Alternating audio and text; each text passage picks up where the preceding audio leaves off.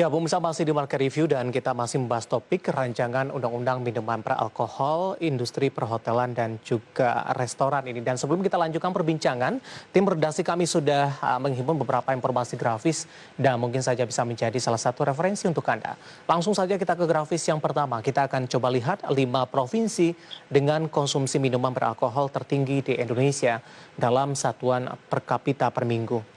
Di Sumatera Utara, ini tingkat konsumsinya di 0,0364 per kapita per minggu. Kemudian juga posisi kedua ada Gorontalo di 0,029 per kapita per minggu. Sulawesi Utara di 0,016 dan peringkat ketiga Bali di 0,0194 dan Sulawesi Utara peringkat keempat di 0,016 dan peringkat kelima ada Maluku di 0,013 per kapita per minggu.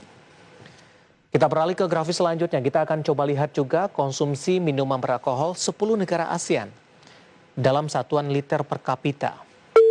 Ya, Vietnam menduduki peringkat pertama 8,7, Thailand di 8,3, Laos di 7,5, Kamboja di 6,1, Filipina di 5,6, Singapura di 2,9, Malaysia di 1,7, Brunei Darussalam di 0,8 liter per kapita, Myanmar di 0,7 liter per kapita, Indonesia di 0,6 liter per kapita. Dari grafis yang dapat Anda saksikan juga di layar televisi Anda, ini dari 10 negara ASEAN, Indonesia ini merupakan konsumsi yang paling sedikit, yang paling kecil ini di 0,6 liter per kapita. Ini diambil dari WHO, ini data dari 4 tahun lalu di 2016 pemirsa.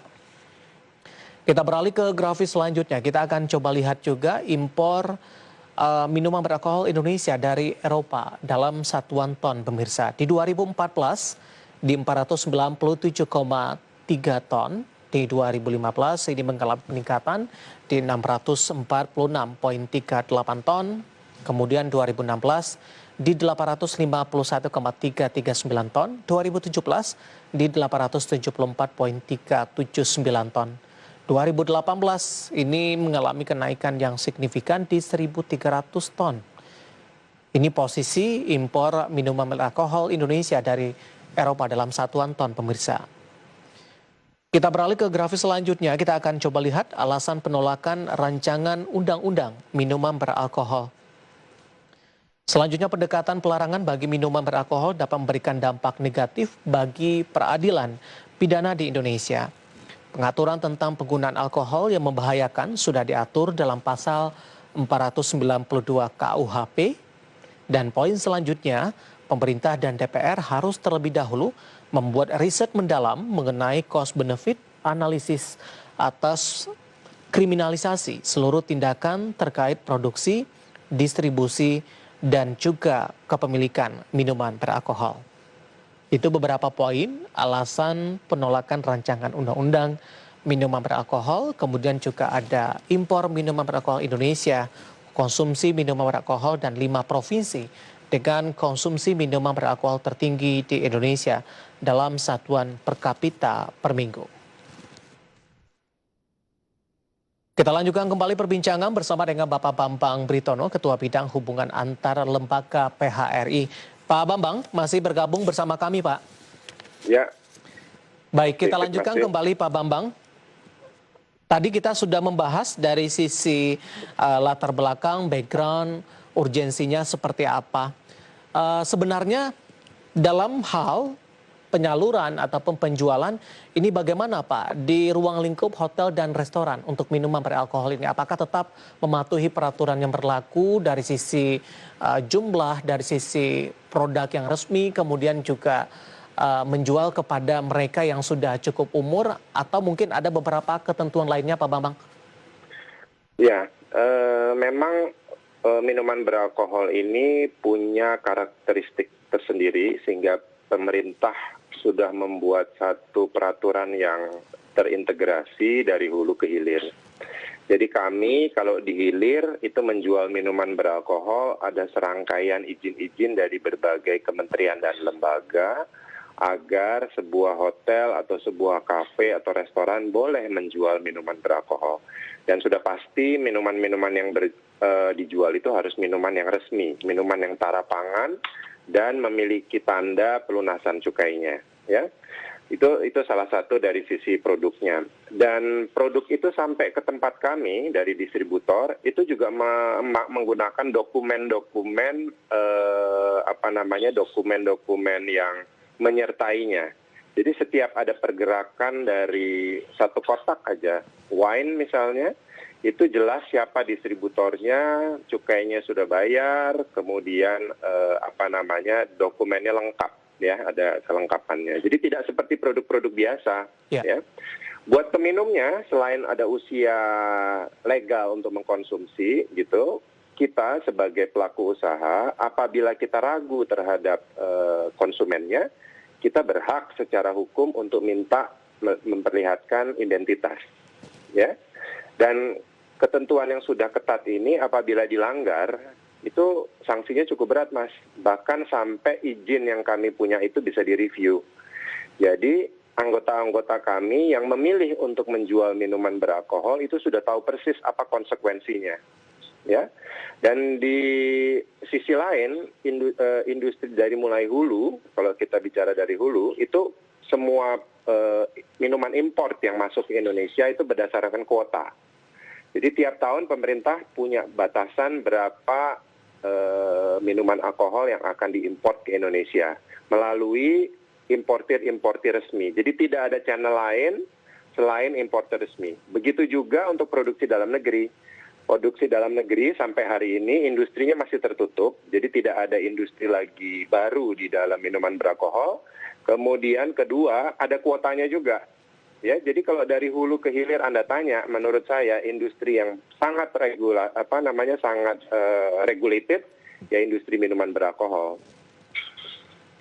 Baik, ketika ini dijadikan undang-undang nantinya, kalau skenario yang akan kita lihat ke depan, Pak Bambang, dan ini tidak diperjualbelikan di ruang lingkup hotel dan juga restoran, apa yang akan terjadi? Apakah tingkat kunjungan akan mengalami pengurangan, kehilangan magnet tertentu, atau lebih kepada image dari industri pariwisata Indonesia secara keseluruhan? Ya, itu hampir semuanya, Mas, ya. Kalau tadi kita bicara minuman beralkohol, bukan hanya ketersediaan produknya, tapi biasanya minuman beralkohol hanya salah satu daripada citra pariwisata, karena menggambarkan satu kebebasan untuk memilih, freedom of choice, seperti saya katakan tadi. Dan kalau bicara apa akan dampaknya, sebetulnya akan terkena bukan hanya hotel, restoran, dan kafe saja, karena larangan ini melarang memproduksi dulu. Jadi memproduksi dan mengimport minuman beralkohol sudah dilarang di ujungnya. Kemudian menyimpan juga dilarang, mendistribusikan juga dilarang, mengkonsumsi juga dilarang. Jadi ini total, gitu. Pelarangan total ya sebetulnya.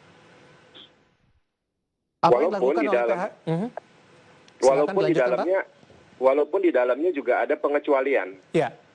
Pengecualian untuk ritual keagamaan, untuk wisatawan dan segala macam. Tapi kami dari PHRI merasa ini sulit sekali nanti implementasinya. Mana kita tahu nih orang wisatawan atau bukan gitu.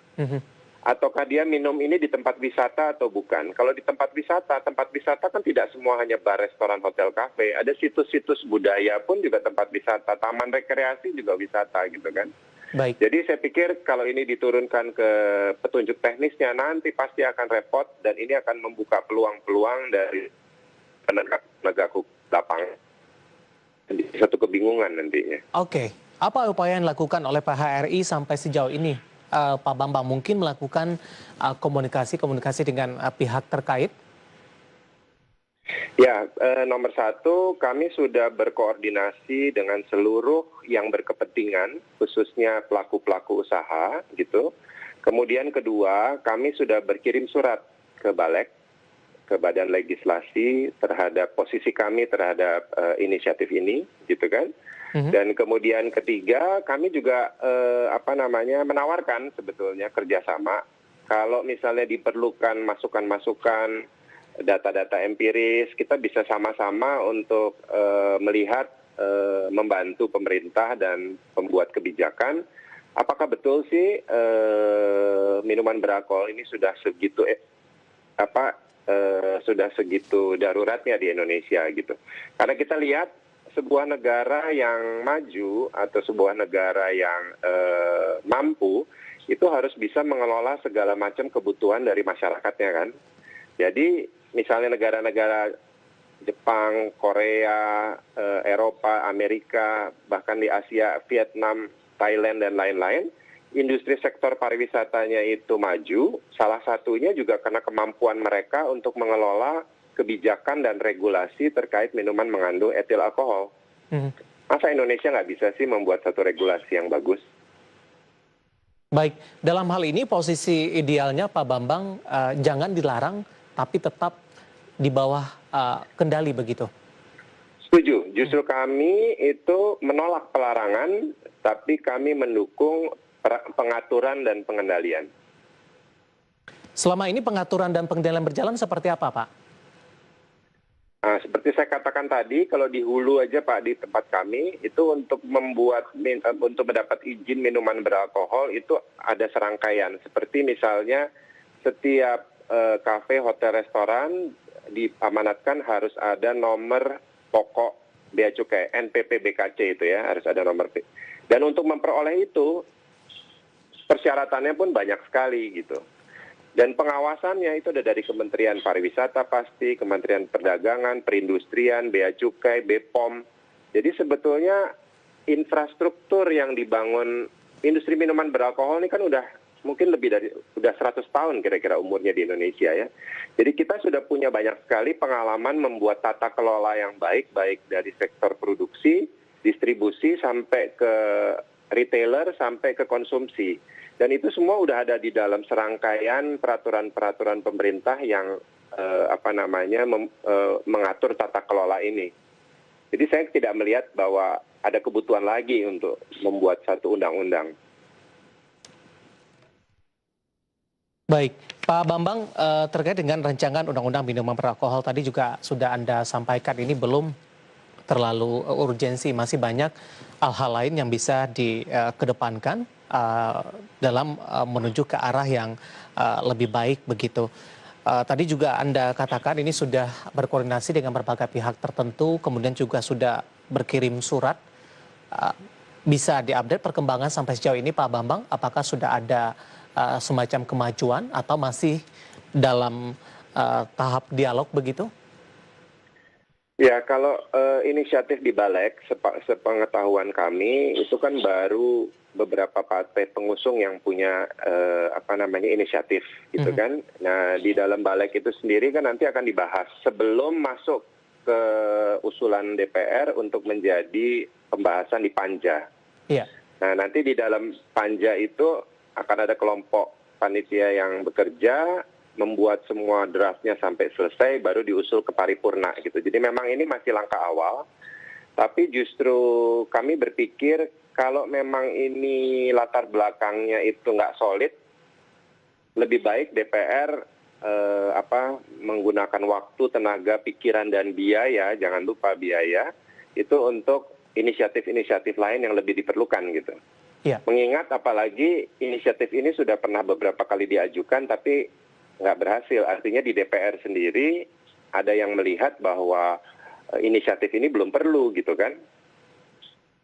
Kalau kita ke flashback ke beberapa waktu yang lalu, ini kan inisiatifnya sudah dikeluarkan sejak tahun 2015 lalu, namun tiba-tiba mental dan berhenti. Kalau kita review Pak, apa yang menyebabkan ini sejak diusulkan dari 2015 belum terlaksana sampai sejauh ini? Apakah kondisinya yang sama juga terjadi di posisi saat ini, Pak Bambang? Wah, terus terang Mas, saya belum pernah jadi anggota Dewan, jadi saya nggak tahu dinamika yang terjadi di DPR. Tapi paling tidak pandangan dari PHRI, Pak, bukan dari sisi DPR-nya. Kalau dari sisi kami ya kami sebatas selalu memberikan masukan-masukan ya Pak ya, memberikan masukan-masukan. Tapi sampai inisiatif ini tidak pernah lolos dari menjadi undang-undang gitu kan. Artinya kan ada dinamika sendiri di dalam DPR karena DPR kan wakil-wakil rakyat gitu kan. artinya di antara wakil rakyat sendiri belum semuanya setuju bahwa memang Indonesia memerlukan undang-undang larangan minuman beralkohol. Nah, dinamika di sana kami nggak tahu gitu. Oke. Kalau kami kan hanya mengadvokasi bahwa industri ini seperti apa, kontribusinya kepada pemerintah bagaimana dalam bentuk pajak, tenaga kerja, dan lain-lain gitu ya. Dan juga perlu diingat bahwa pemain-pemain di hilir itu kan juga kebanyakan sudah jadi perusahaan TBK ya. Iya. Nah, jadi ini kan satu perhatian juga bahwa industri minuman beralkohol ini sebagian adalah milik masyarakat juga.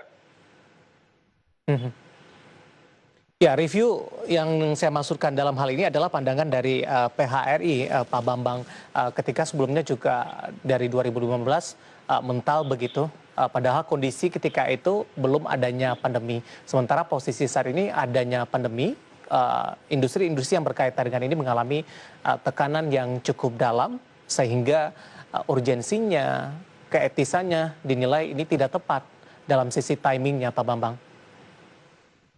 Ya, kalau sekarang sih sebetulnya kan kita harus justru berpikir secara produktif bagaimana kita keluar dari produktif dan inovatif untuk keluar dari kondisi ini gitu kan. Dan selama kondisi ini kita di dunia usaha kan harus cari 1001 akal untuk bisa bertahan dulu aja gitu ya. Ya. Bagaimana hotel-hotel yang sekarang tutup tidak beroperasi, bagaimana restoran-restoran yang hanya bisa take away di sebagian daerah tidak bisa dine in gitu ya.